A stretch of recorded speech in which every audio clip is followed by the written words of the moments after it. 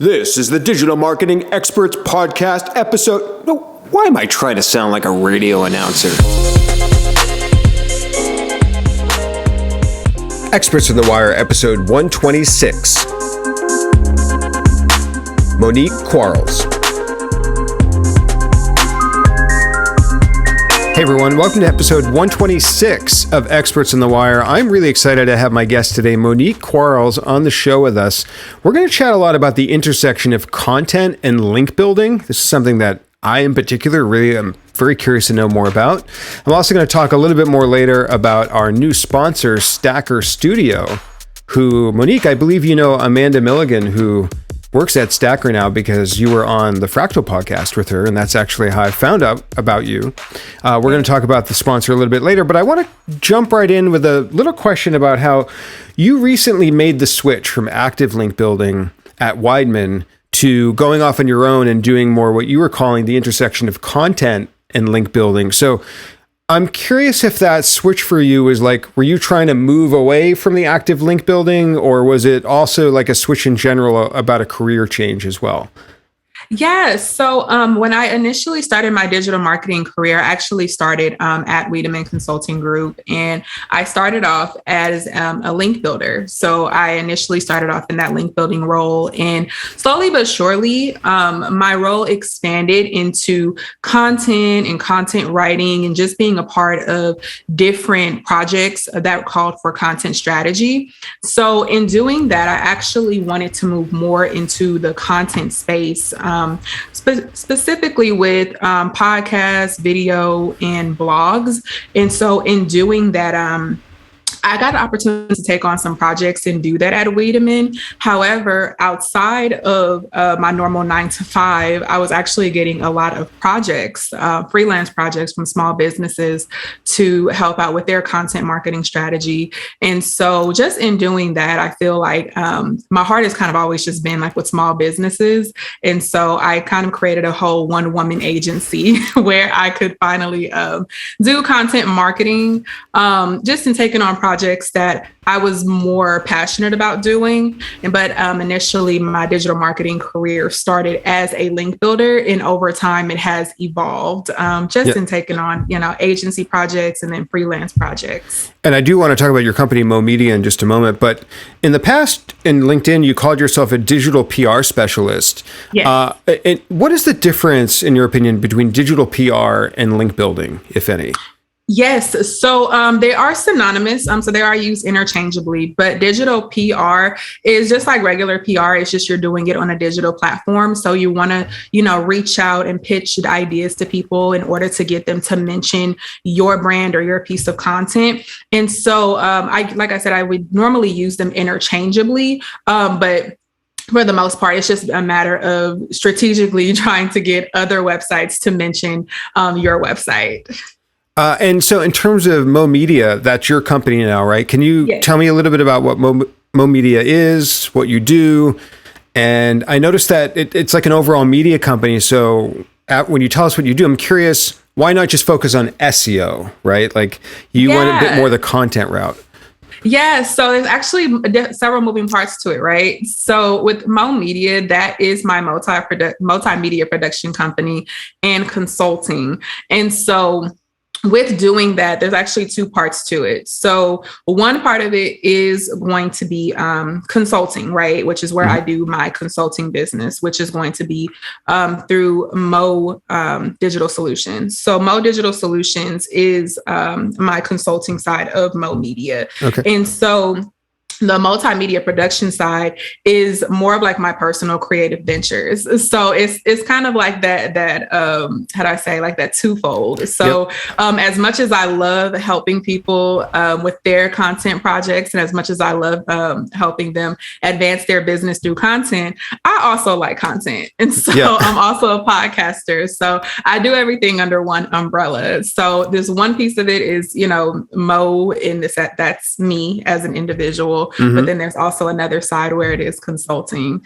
And so even though I did start in SEO, I figured that content is the space where I actually feel the most comfortable. And to be honest with you, I actually was doing content marketing before I even knew that it was a thing, which started about 5 years ago, because I did a podcast just as a hobby with my friends. And we did that. Like, we produced it. We were editing audio files at 2 a.m. in the morning. We were marketing, doing graphics ourselves.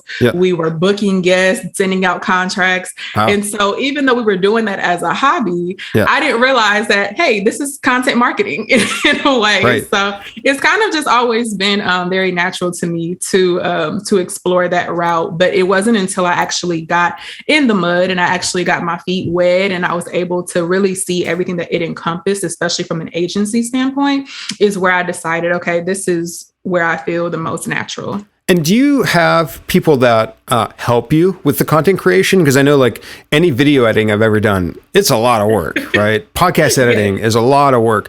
So do you have people helping you? And when you create things are you actually creating things for clients? And if so, do you have a team, or like, how does that work for you? Yes. So for the most part, it is just me. I am a one-woman show. However, I do have a network of freelancers that I do work with. So I do have content writers that I work with, as well as video editing. So if there's ever a time like where I don't have the time like to do something, or if I just don't have like the, how do I say, if I just don't, if it would make more sense to like outsource it to somebody else. Then I would do that. Definitely. Especially just like when it comes to certain things, like I always feel like even though you can do a lot of things, you shouldn't do everything. So in certain areas, like if I have a client who has a specific question about PPC, right, and they want to run like a PPC ad, then I'll contact one of my freelance friends who specifically do PPC. And so it's the same thing. Like if they ever have clients on their end and they have somebody who needs, a podcast strategy or a video strategy, they send them over to me. So I think I have a really tight network of people where we can all, help each other out when it comes to clients. That makes sense. So I want to talk about what you called the intersectionality between link building and content. I first want you to break down big picture what this is. Is it a strategy? Is it a process? Is it a philosophy? What exactly is that to you? And then we can get a little more into the nitty gritty of like actually the tactics behind this sort of approach. Yeah. So I think it's a lot of things. So I would say more than anything, it's a process, right? So especially starting off as a link builder, I think that it was actually really helpful for me to start in that role in SEO, just because the main goal for people, like, they want to get engagement and they want to get more backlinks, not really realizing, especially with working with clients, is that quality backlinks come from good content. Right. And so most of the time, like if we're having a hard time getting links, we always want to go back and we want to see, okay, is our content really communicating what we want it to communicate? Are we speaking to our core audience? And so for me, that has really just always been our remedy, right? And so whenever we have a question about links, we always want to go back to the content. And so the biggest thing is that content is king, and when it comes to figuring out what type of content that we should do, we always want to look at what your expertise is, right? Like, what do you know? What are you good at?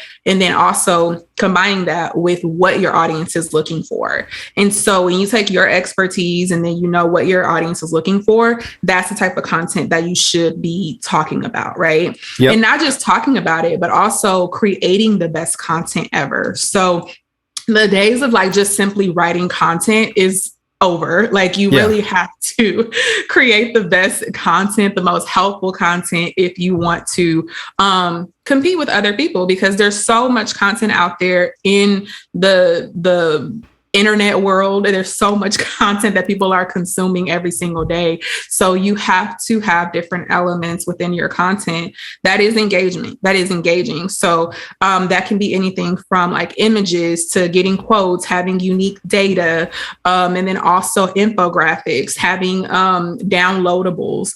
And so I feel like that's the thing that creates good content. And so as a link builder, it used to make my job a lot easier, because if there was good content, that I didn't really have to do much to get links. But if the content, if it was lacking, or if there was some elements that was missing, if maybe it was too much text, sometimes it can just be, simple things like there's too much text like on one page, or just maybe adding a graphic, or maybe just, breaking it up, or maybe adding bullet points. It can be something as simple as that. But I feel like always, it would always start with content, number one, and making sure that we have the best content. And that makes sense. I mean, I look at a lot of sites for competitors of my clients, and I'm like, you look in the Moz score and they have like a domain authority of 56 or something. But then you look at the link profile and like most of their links are kind of junky, right? Yeah. And so it always brings me back to this question of like, how do you get those good high quality links? And I think you spoke to a lot of that. I do want to dig into a little bit more about how to attract those high quality links. So you mentioned making the content better, higher quality, using images, etc. Are there certain types of content specifically that you've seen? Like, are we talking surveys, glossaries, blog posts, articles, Wikipedia-like pages? Like, nowadays, what are the types of content that you see tend to attract the better, higher quality links?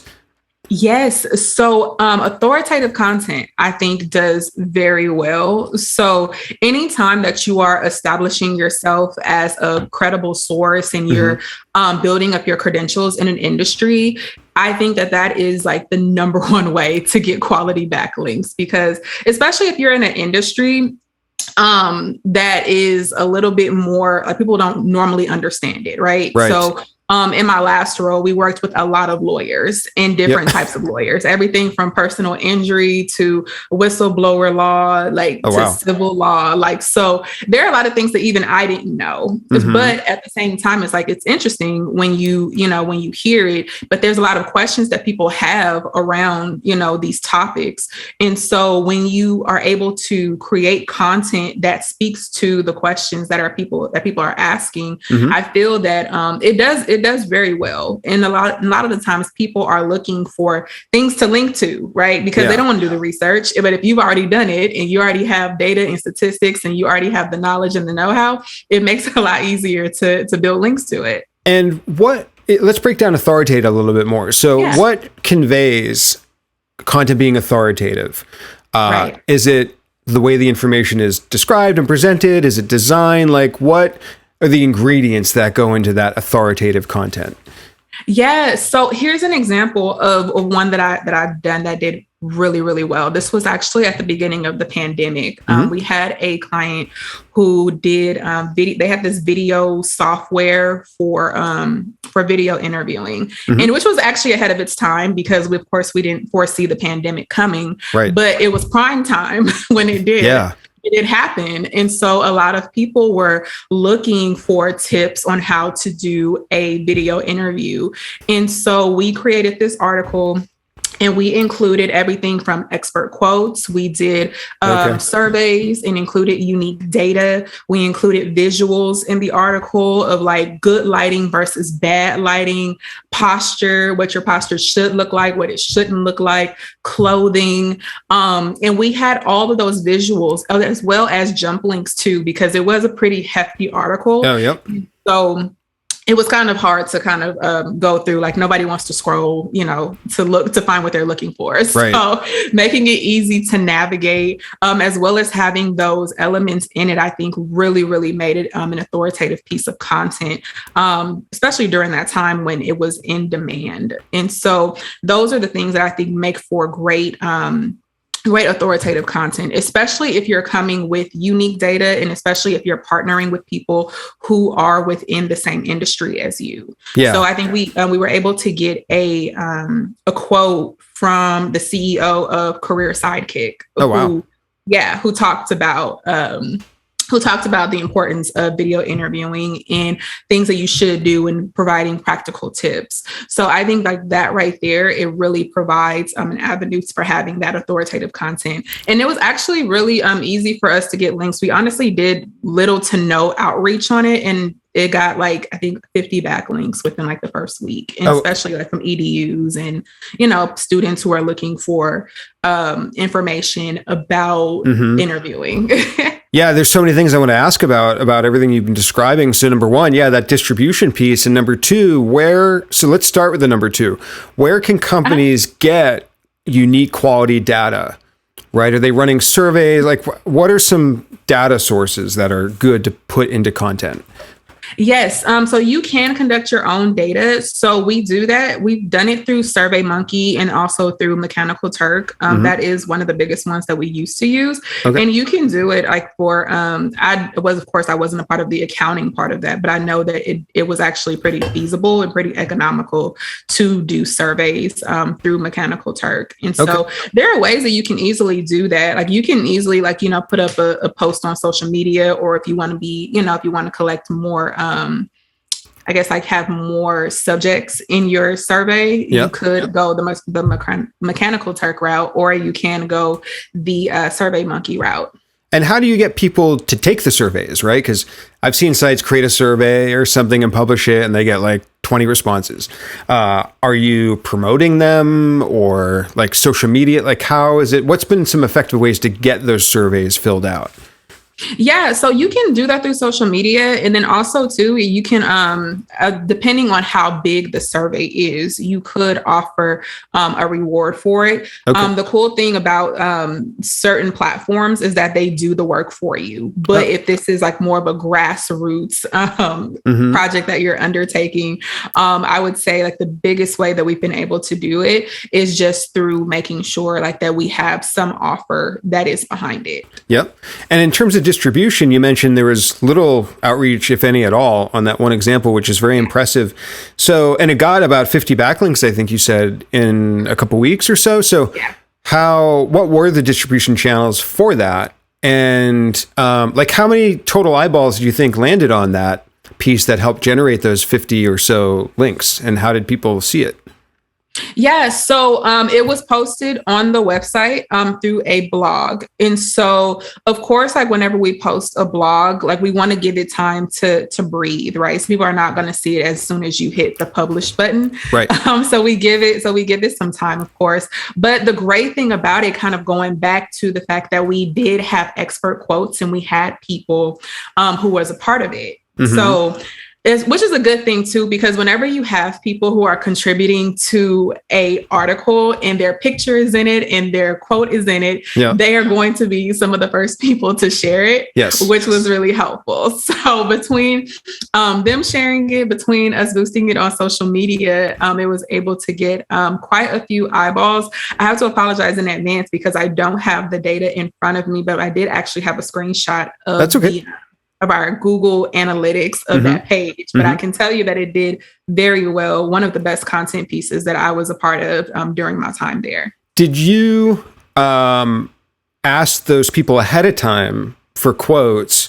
And then if so, either way, when you do that, how do you prevent that from coming across as ego bait to that person, right? Because there's, in the SEO space, we know all the time when, if you show up in a, top 100 SEOs you need to listen to or whatever, and people share it with you and they're like, hey, can you tweet this or whatever? Like that's ego bait. We all know it at this point. So how do you sort of get around that?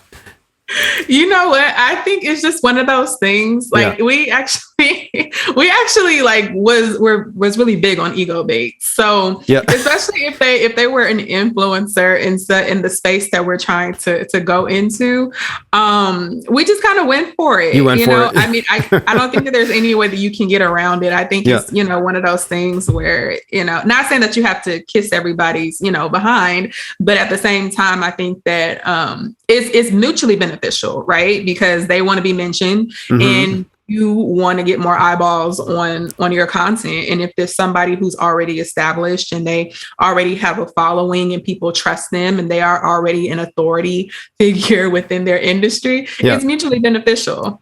Yes, that is true.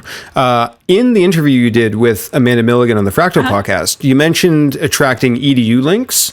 Yes. And I'm finding this whole conversation about the synergy between really the content quality, the type of content being that really key factor to how well you're attracting links to begin with. So I'm curious, what type of content, if any, have you seen attract EDU links specifically?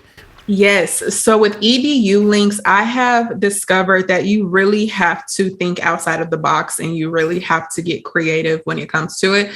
Just because I've done so much outreach for EDUs and they do not want to link out to other, to other sites. But what I have found is that if you create events, right, and have some type of offering for the students, it is able to reach them a lot more. So I remember one time we were doing a campaign for back to school for law students, right? Because one of our clients was a law firm and about 11 of their lawyers were alumni from this one law school. So we reached out to them and said, hey, this law firm, there's like 11 people who graduated from your school, and they want to do something nice for the students, and they want to be able to help out law students because we know how crazy it gets during that time. We know like how jittery, law students are, and really jazzed it up in that way. And so they created this nice piece of content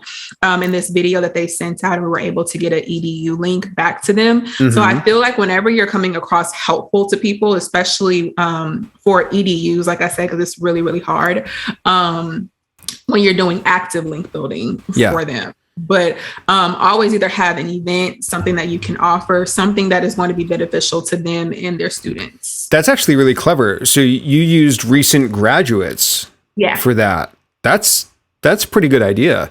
Because there's that natural, I feel like when people feel there's a natural association or connection, they're more likely to want to reciprocate or, take the offer. And you said that they created a video.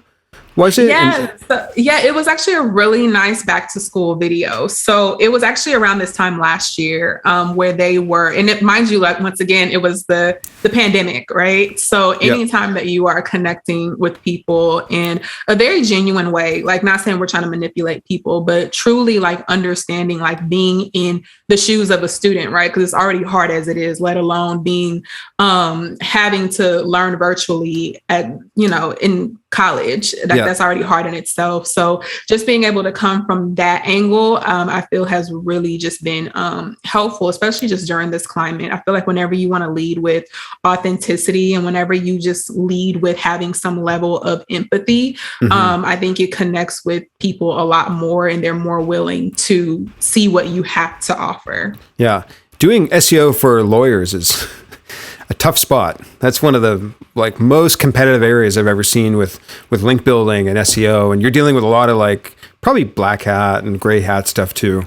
So did you find that hard to compete in the lawyer space or, improve rankings? I'm actually still in therapy. So that's funny.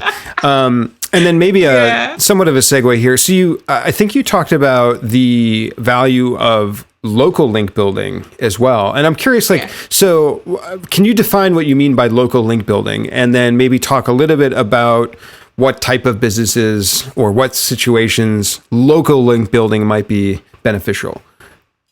Yeah. So with local link building, it's the same idea as, your standard link building, but this is more of link building for a specific market. So it's specific and it's a relevant audience that is within a specific area where you service, right? And so I feel like local link building is really beneficial because most of the time, it'll give you tangible results and conversions, right? And so I feel like with local link building, this does better for local businesses, right? So let's just think local flower shops or any I'm thinking one of our clients, they had a vacation rental. So thinking about maybe the travel industry, if you have a rental of some sort, or even with restaurants or a local doctor's office, local dentist's office. So thinking about those type of businesses, right? Because of course, we're not going to be, trying to speak to a national right audience, right? Especially like if we have a dentist office in LA, we're going to try to we want our clients to be, in LA. We want our patients to be from LA.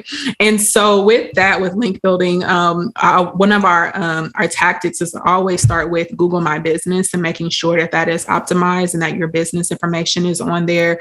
Also, sponsoring local events is always a good thing. Having review sites. So sites like if you're a restaurant, Yelp, making sure that you have a presence on there and being a part of any industry specific directories. It's always good. And also like being a part of like local communities. So if you are in, certain city, like you said, you're in Massachusetts, right? So like whatever local organizations are out there that's relevant, to your niche or to your industry, you should be a part of that and you should be mentioned on their sites in some shape or form.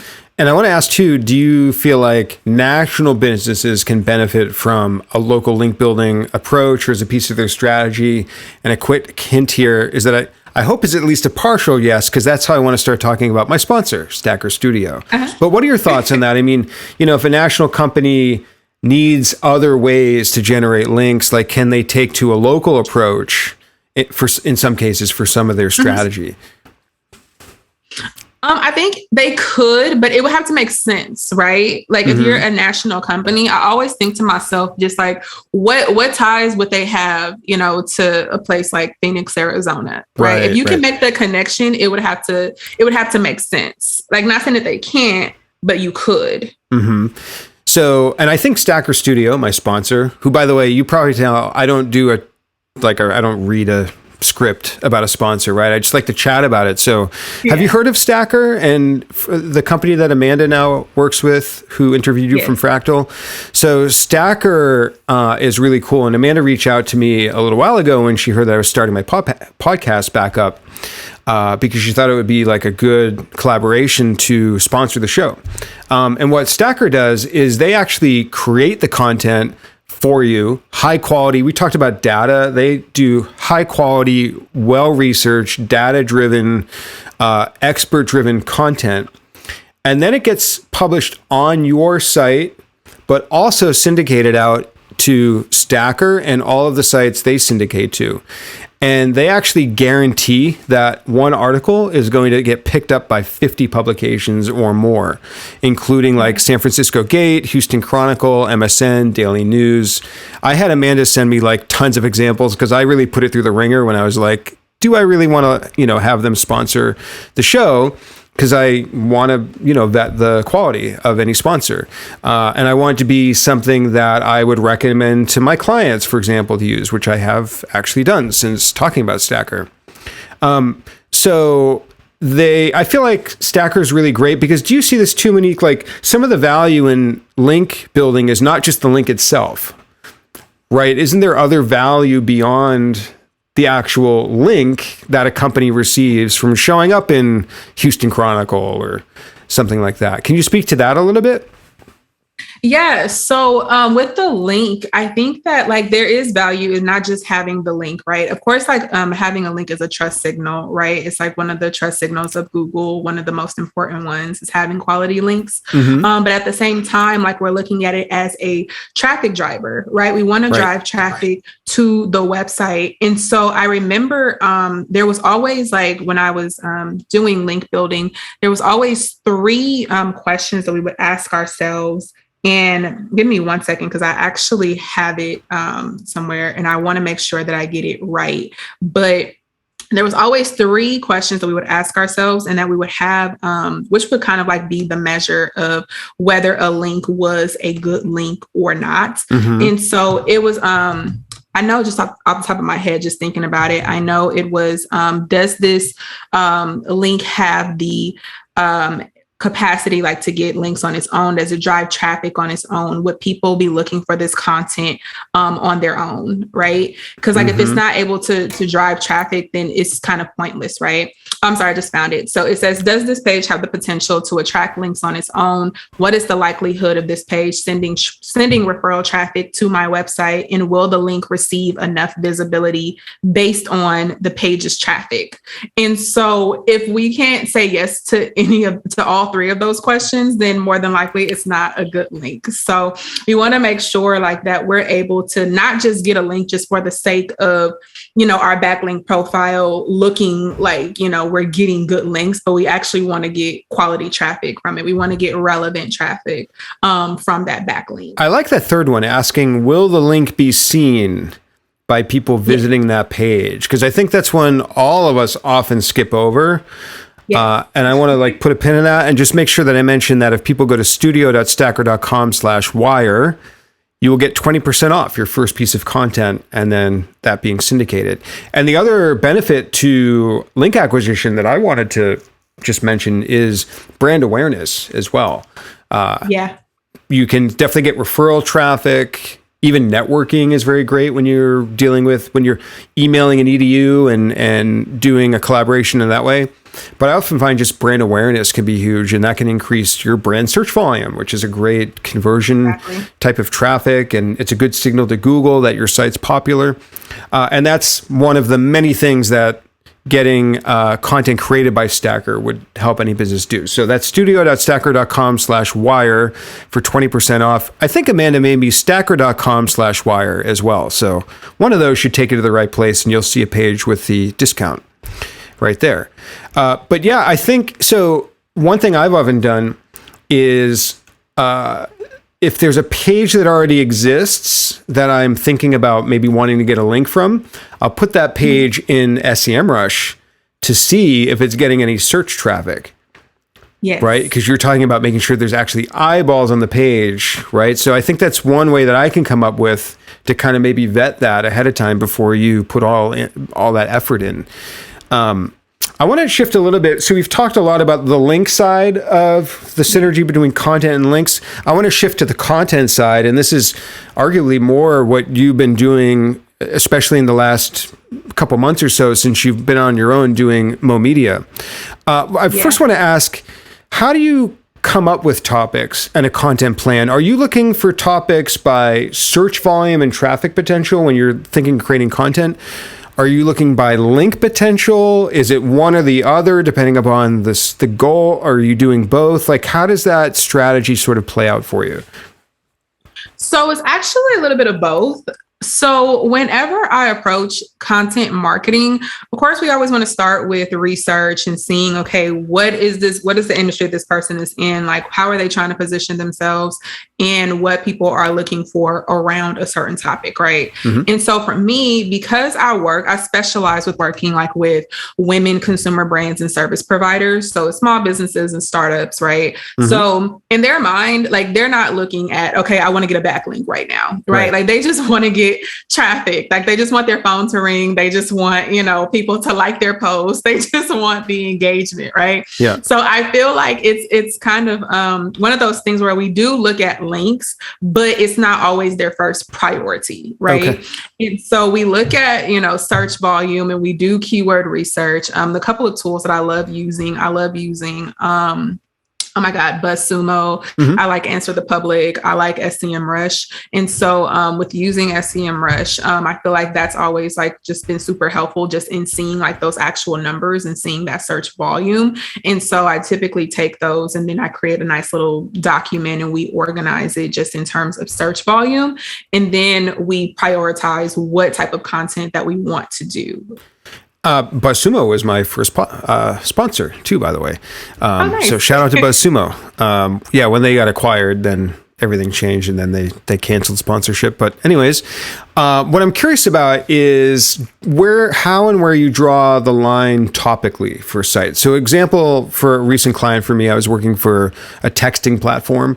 But they wanted to blog about logistics or blog about plumber marketing, because arguably some of that relates back to a company that might want to use texting or SMS marketing as a form of marketing. Mm-hmm. But to me, I thought they were branching out way too far, way too quickly. So I try to reel them back in a little bit. How do you think about, and maybe the types of businesses that you work with, how do you think about feeling that out, drawing the line topically speaking, not going out too far? Do you have sort of an approach to that? Yeah. So whenever we're talking about, of course, like with working with clients, they have a vision of how they want to be represented and how they want, their business, which is essentially like why they hire us, right? To give them some level of direction. And so I think that it's always good to have a balance, right? And it's like, we know that, you want to share this and you want to do this and you want to do that. But I always try to frame it in a way, okay, how can we do this that's within the best interest of your reader, of your listener, of your audience, right? Because at the end of the day, when it comes to content marketing and just content in general, it's not about you. So I think that that's one of the things I've had to have conversations with my clients to let them know. Your target audience, they don't care about this, but what if we, change it to this? Let's change our focus and let's try to, talk about this in this way. Like, we'll get to that. But right now, they just simply like want to answer to their question. And are you a relevant answer to what they are looking for? How do you think about style and tone when it comes to content? Like, first of all, how important is that for SEO in terms of rankings, right? Yes. So a lot of times when I'm dealing with and working with clients, I'm trying to help them optimize their content to rank and perform better. So do you think that's important for SEO and for rankings? And then beyond that, what's your approach to finding the appropriate style and tone for content? Yeah. So if we're talking about style and tone, I think the good place to always start is your brand voice, right? Because I think sometimes like people, like they are so quick to jump on trends that they abandon their brand personality. Like your brand has a personality, you have a brand voice, you have a brand style, and you should never abandon that. Like even if you are, even if we are doing content, you have to do it in a way, that makes sense, right, to your brand. And if it doesn't make sense, like it's not going to make sense to your target audience. So if your tone like is more, serious, don't try to be funny, like when it doesn't naturally come off like that. And so I think that's kind of like where it starts. Number one is to look at your brand voice. And also just knowing your audience too. Like if there is, depending on like your industry, I'm just kind of going back to lawyers, because I think out of all the clients that I've worked with, because it's such a highly regulated, industry, and there's so many, like, especially like when you're working like within, working with different lawyers and different, how do I say, like disciplines of law, if that's the right word. But there's so many things that go into it. And so most of the time, like the tone is going to be like serious. Is going to be like, you're talking about heavy stuff. Like we're talking about traumatic brain injuries. Like that shouldn't be, funny. And so those are things that we want to, sorry, that's not funny, but seriously, like that was a reflex. I just laughed at that. So sorry. No, it's okay. But seriously. So those are things when we talk about tone, it's just like understanding like who our audience is, like who would be looking for information like this, and making sure that, the tone and the style of an article or, of a podcast or video, whatever it is that we're doing, making sure that it lines up and that it's in sync and that it cannot be like misinterpreted or misconstrued. Because at the end of the day, it's like you want to be as authentic as possible to your brand voice. So I would just say that would be like the biggest thing too, just in working with clients, is just making sure that you don't abandon your brand voice and always keeping your brand first. And one thing I always like to mention, I'll drop in here for some of the listeners. Monique, have you ever played around with Google's natural language processing like widget, like the free widget, the demo version of their natural language API? It's so much fun. Have you checked it out? You can paste content in there and then it'll give you a sentiment score. It'll be like negative, neutral, or positive. So one thing I have a fun time doing is taking content from competitors and other sites and plugging it in there and looking at where they score on sentiment versus maybe a piece of content from my client.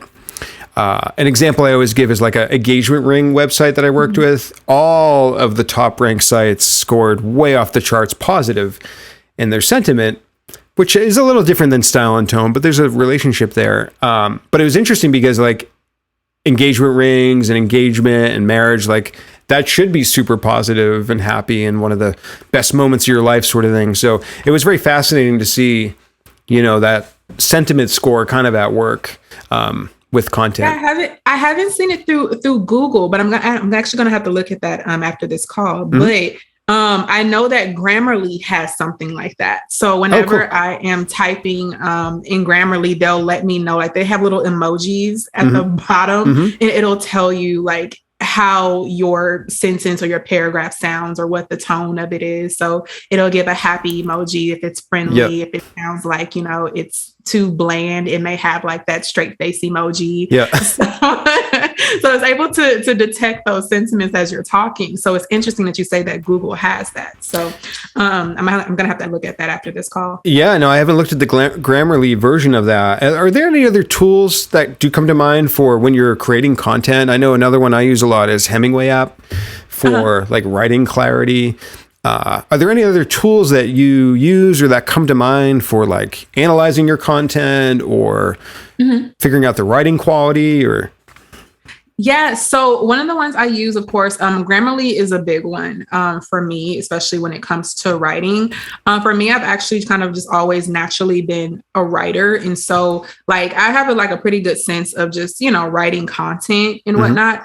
But Grammarly is a big one when it comes to analyzing content. Like if we're just looking at, content itself, I think that Ahrefs is actually a really good tool that I've used. Because they actually have a content explorer tool. And when you put in certain keywords, you're able to find articles that are, around those certain keywords, even down to like if you search like your brand name, it'll show you wherever your brand name is being mentioned, which is also a good way to get link mentions, kind of going back to link building. That's right. But I feel like Ahrefs, Grammarly, I know you said the Hemingway app. I don't have much experience with Hemingway, but also HubSpot. HubSpot is also a good one that I use just like for any type of content resources. They are like literally the holy grail of all like content, just content resources that you have, even like from templates, right? Because sometimes there are times like where I may not even know what I'm going to write, or there's sometimes like where I get brain farts and I don't know like what direction I should go in or how my layout should be. And so HubSpot has always been like a really great platform just whenever I need like some type of like creative direction, or just like if I'm having trouble like structuring, my content. Yeah, it's interesting you mentioned that, because on the rare occasion I create an outline or a content brief for clients, I must always just do it the hard way, because I'm always like, just create it from scratch, blank Word doc, but maybe I should check out some of those templates for maybe like getting you like a little bit part of the way there without reinventing the wheel every time. It's probably a good idea. I'll link to those in the show notes too. What are some solutions that you see to monetizing blog content? This is something that I'm starting to try to work on a lot more with clients, especially ones that I've helped them grow their blog traffic. Like literally I had one client, we went from 5,000 visits a month to 110,000 visits a month of blog traffic. But then I'm like, well, we're not really converting that traffic. So are there any solutions that you go to monetize blog content? Yeah. So just thinking off of the bat. So one of the biggest things always is going to be affiliate marketing. It's always going to be a big one when it comes to blog strategy. And so I find that, any type of affiliate marketing I feel is going to be helpful, right? Especially, and I think you can use it like just in any industry that you're in, like anything from like if you're blogging about lifestyle, if you're blogging about travel, like almost every website I go to now has a disclaimer, like our site uses affiliate links, we may get a commission from it. And so it's one of those. Do you use that with e-commerce sites that are also selling products? Because I've always been a little hesitant with where that line is.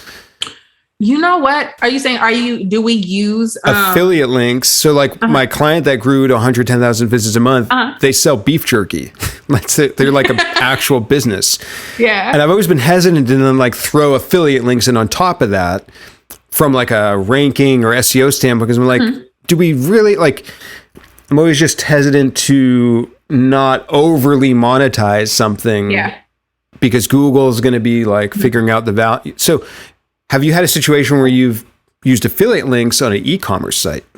Not on an e-commerce site. That's actually a really good question, because I have used affiliate links, but just not on an e-commerce site. It's usually just like more so like service providing, or it's just like, a lifestyle type of blog.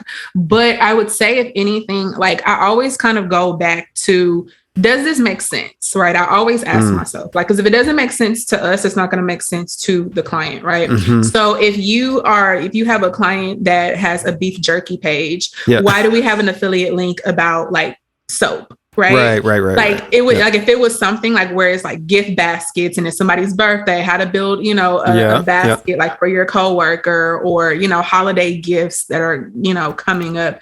I feel like that makes sense, right? If you were going to throw affiliate links in, with e-commerce sites, it can be a little bit tricky because, like I said, you don't want to, like you said, you don't want to over, you know, monetize it. Yeah. But I think if it makes sense to your customer, then I feel like it would be appropriate to use it. And then beyond affiliate links, do you have any other monetization strategies for blog content? Yes. So ebooks are a big one. Oh, yep. So like having ebooks, and then also just having some type of service around it, right? So like with blogs, like if you get subscribers, right, and your subscribers you have your subscriber list for your email marketing campaigns, because more than likely, if you have a blog, you're going to have, you know, subscribers, and you send out emails to them. And so the cool thing is that I always tell my clients is that when it comes to having a blog, like don't just rely on social media, right? Like to reach your visitors, because, you know, and we always see, I don't know if you're on Twitter, but I mean, like social medias are down like almost like every other business day.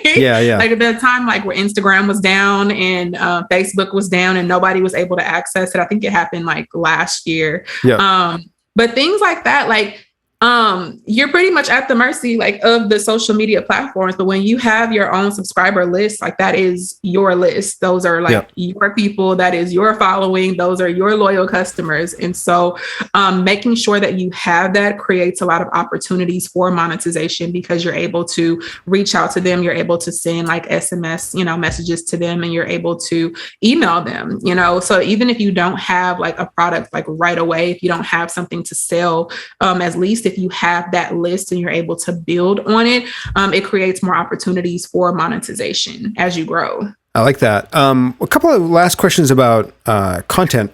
Then I want to talk about diversity and inclusion in SEO marketing. You talk a little bit about finding trending topics. Yes. And that's not something I do a whole lot of, right? But what are your approaches to finding them? Because that's where I feel like it can be tricky unless you stumble upon something to even know what's a new trending topic. And then number two, how do you determine the possible value of creating content around that? Because oftentimes you find a trending topic and it's like questionable volume, or it's not really clear if there's any search volume or demand for that trending topic yet.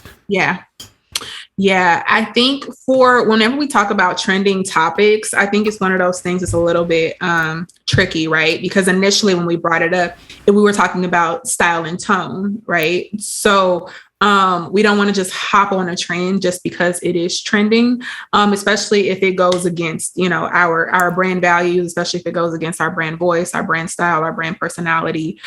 So when it comes to trends, right, one thing I'm seeing a lot with, especially with social media, because recently I've been on TikTok more than ever. And so on being on TikTok, there's always, you know, trending sounds, right? Everybody's always trying to use sounds in order to, you know, grow exponentially and increase their reach. And I have seen it done quite good from a few people, like where there'll be sounds that are trending, but there'll be people in different industries, like everywhere from like the airline industry to financial industry, like all using the same sound, but in different contexts. And it makes sense, right? And it's funny and it's engaging, it's entertaining.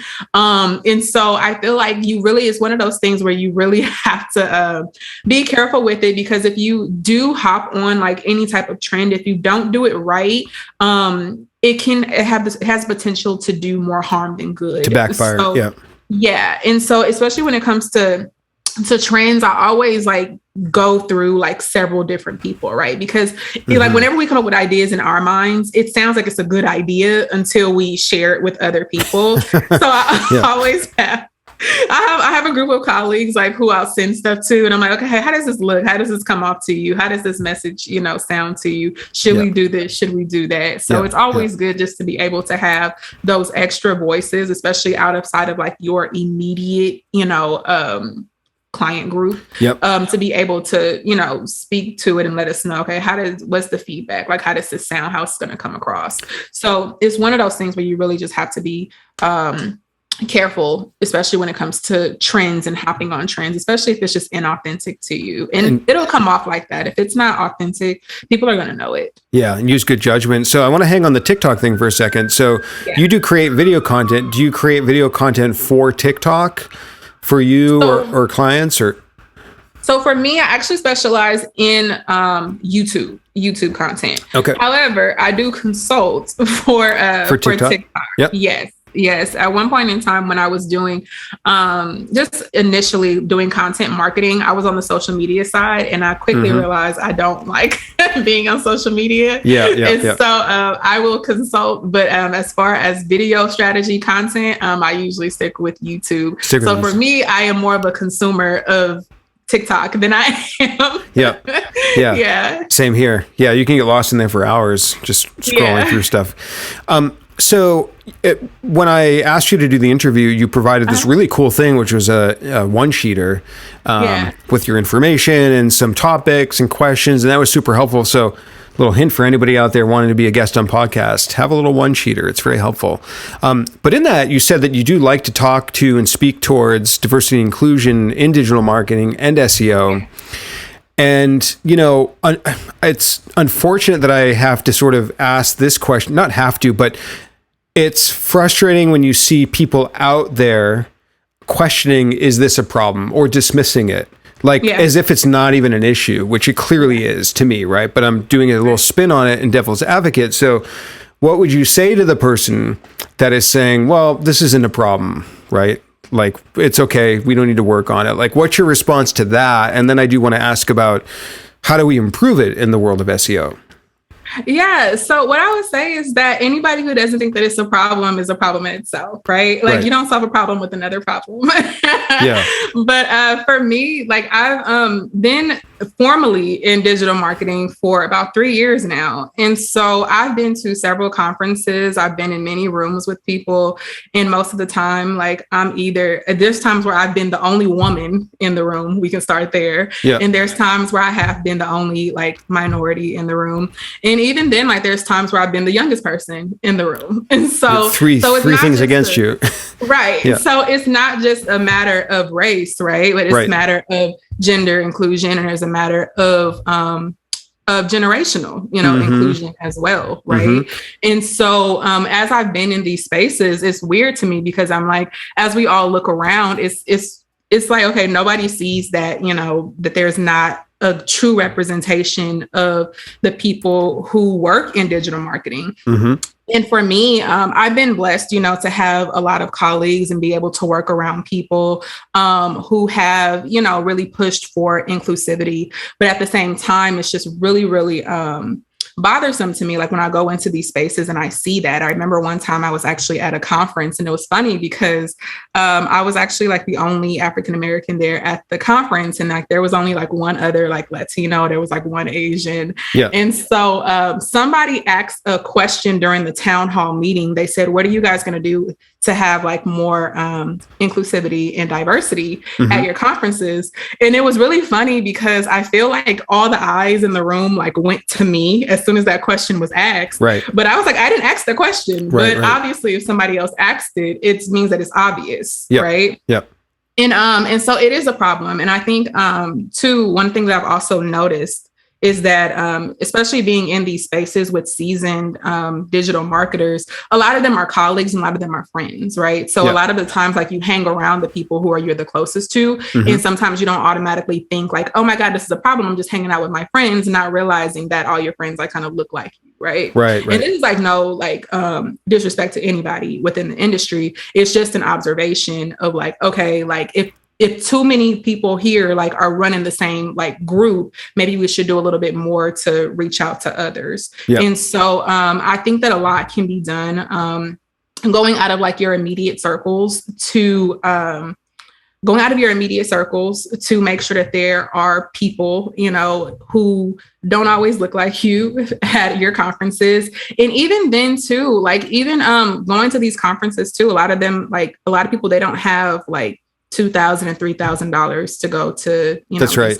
There's an economic aspect. Yeah. Right. Exactly. And so making sure maybe having an initiative where, you sponsor people to go to, your conferences, because they're great conferences. I've been there, and I've been able to create really great friends and colleagues that I still talk to today, been able to have brunch dates with them. And so it's always just been a good opportunity just for me to meet other people. But it's one thing where it's if you look close enough, if you're paying attention and you look closely enough, you will see that they are really lacking in the inclusion and diversity from a gender perspective, from a generational perspective, from a race perspective, and also, as we just said, from a financial perspective too, because most people don't have, the money on hand to go to a conference, especially if their company is not sponsoring it.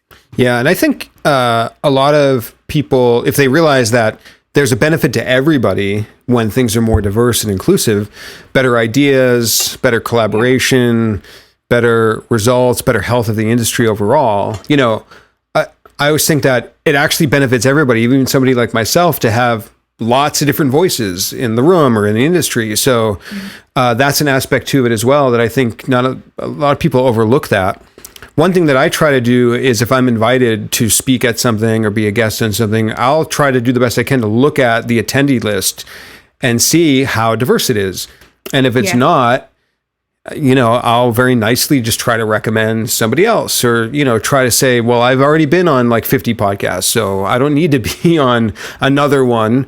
There should be some people of any other background or whatever it is that have a chance to also, because I was in that point too at one position, or I was in that position too at one point, where somebody gave me a shot when I hadn't ever been speaking or on a podcast before. So that's one thing I try to do. Are there anything, let's say somebody else out there is running a podcast, for example, and they have guests like they do myself, or there's some other things that you think they could do to help make their show more diverse and inclusive? Yeah. So I think, like you said, just actively seeking out other people, right? Because even, like I said, just with being on LinkedIn, I've been pretty active on LinkedIn, just for the past, several months. And so going on there, it's not hard to find people. It's not hard to find groups. It's not hard to find different pods of people, right? There's an entire, I think oh my God, there's this entire group that I found. It was just women in SEO, right? Is it tech SEO women? That's a really great resource. Yes. It's tech SEO women. And for me, I'm not on the tech side, but I just like being in spaces like that just because they, you know what I mean? It's always good just to be able to reach out to them. But if you were to go to, an SEO conference, you may not see as much a representation for women in tech SEO. There was one event I went to, I was the only woman who was there and everybody else were men. Right. So it's like I said, it's not hard to find. So I think that you really just have to do your due diligence to do that research. And also, even if you don't do it yourself, if you have the bandwidth and you have the resources to hire other people, if you have the resources to contract other people to do it for you, then by all means, do that. But just to kind of sit back and act oh my God, this is not a problem. Oh my God, we don't see this. Oh my God, I don't know why people are saying that we need to have more diversity and inclusion. We have one Asian person. Is that diverse enough? No, it's not. So it's really interesting. I've heard the conversations. I've been a part of the conversations that have happened. And so I feel it's due diligence that has to be done. And like I said, a lot of, and most of the time, like I said, with these industries too, a lot of the people, their colleagues, their friends. So most of the time, you're just looking at it okay, we're just hanging with our friends, and we're, going to another conference and we're having fun or having a good time, not realizing that it's the same people in the same circles every single year. So nothing changes because there's no, nobody goes outside of that. You can think of it as make new friends. Right. That's always fun. So I want to chat for just a minute about non-traditional career path in marketing or entrepreneurship.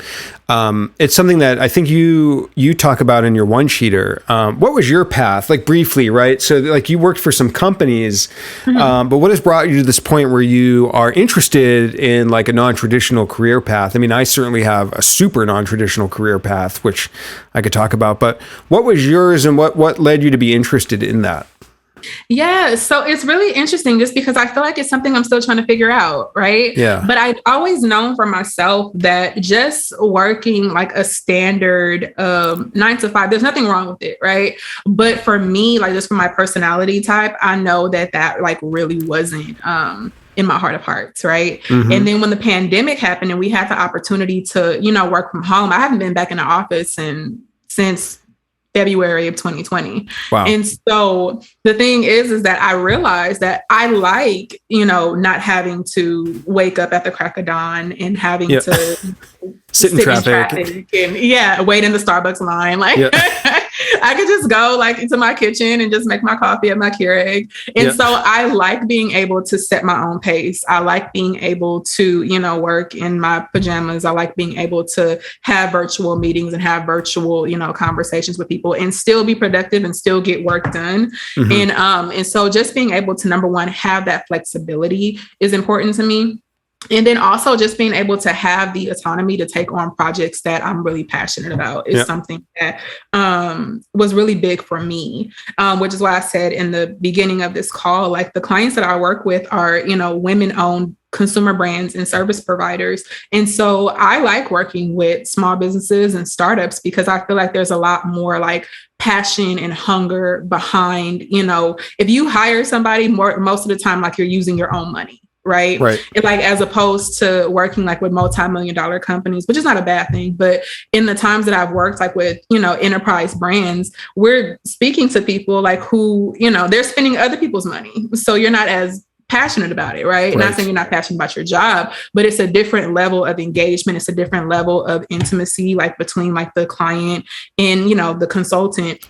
And so for me, I just find that to be a lot more like rewarding, especially when you're able to see people grow, like, and being able to be a part of that growth, as opposed to coming into a situation where a company is already profitable and they're just, the marketing just pays for itself at this point. So, so I find that to be a lot more rewarding for me. And so for me, I said that it's one of the reasons why I wanted to, of course, like start my own content marketing agency. And also too, it's another reason too, like why I decided in addition to having my own agency, taking on like independent contract work, just so that way I'm able to have that flexibility and I'm able to not feel like stuck. I just don't like that feeling of just feeling like, oh my God, like I'm just stuck. I'm not going anywhere. But I always have the personality where I'm always doing something. And I'm always changing. My mind changes every single day. And I'm just one of those people where I just can't sit down for too long. I can relate to that. And so you also started a podcast, which you talk about self-care. So what's the name of your podcast, in case people want to check that out? And what made you want to focus on self-care as sort of the topic of that? So my podcast is called Mo Power to You. So Mo is spelled MEAUX. So that's an ode to like my Louisiana roots, but my nickname is Mo. And so my podcast is actually in pre-production and it will be premiering in October. Oh, great. So yes, I'm actually not new to podcasting. So as I said, I've done podcasting before. And so I took a break from it just when the pandemic happened. And so for me, I've just always been passionate about talking about self-care and having personal agency and just being able to develop, as a person and just be able to create the life that you want. So for me, I'm passionate about talking about things like, taking non-traditional career paths, right? And I'm passionate about being able to talk about prioritizing yourself in all areas of your life and just being able to create a system of wellness within your life in order for you to just be more productive and just being able to just show up as a good friend, be able to show up as a good professional, like in the workspace, being able to show up for your family. And so for me, that's just always like just how always been big for me, just because I'm just really passionate just about making sure that I am the best individual, like for myself, because I'm not able to do any of this. Like, I'm not able to talk to you. I'm not able to, work with clients. I'm not able to like do anything without first taking care of like myself. And so I feel like if we kind of get back to this space of wellness, we're able to just be good to not just ourselves, but the people around us. Is that podcast, is it you solo? Do you have guests? What's the format of it? Oh, yeah. So it is me. I am solo and I will be having guests. So it's kind of funny just because a lot of my guests starting out are going to just be my close friends, because a lot of the topics that I will be talking about in the beginning are conversations that I've already had. Right. It's just that this time they'll be actually recorded. Yeah. So, those are fun.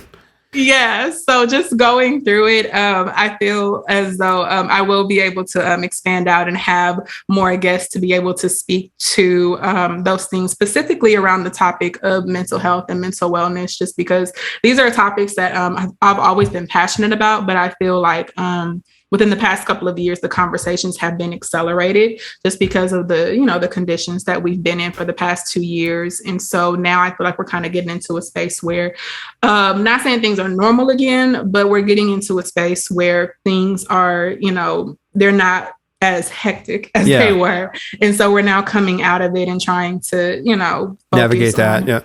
Yeah. And being the best version of ourselves. I feel like any SEO that does any sort of content SEO should create their own content at some point, even small scale, because it gives you so much personal experience and empathy for what it takes, what goes into it. And you learn so much just for me having my podcast. And I'm sure when you have your podcast as well, and you've done them before, but it really keeps you in touch with what it's like to create content and how to approach that. So that's great. So I want to wrap up by having you tell people where they can find you online, give them everywhere, social media, websites, podcast, like all of it. And I'll put it in the show notes as well. Oh, yes, of course. So you can find me on LinkedIn. The best place to find me right now is on LinkedIn. So that my name is Monique. So that's Monique, and the last name is Quarles. If you see, I have my nickname on there too. So you'll see it's Meaux. Yep. And you will see me on there. It's funny because all my information, my website will be on my LinkedIn. So right now, as I'm launching my podcast, which is going to be done in October, it's going to go live in October. I'm doing like an entire overhaul. So the best way to get in touch with me is going to be on LinkedIn. Perfect. It's great timing because this episode will go out around the middle of September or towards the end of September. So okay, perfect. We're actually already like kind of about to be in the middle of September. So this is perfect timing. So by the time they go to my LinkedIn, you'll be able to see my website, and you'll be able to see all the fun stuff. Perfect. Awesome. All right, Monique. Well, thanks so much for joining us on episode 126 of Experts on the Wire, and we will talk to you next time. Thank you for having me. It's been fun.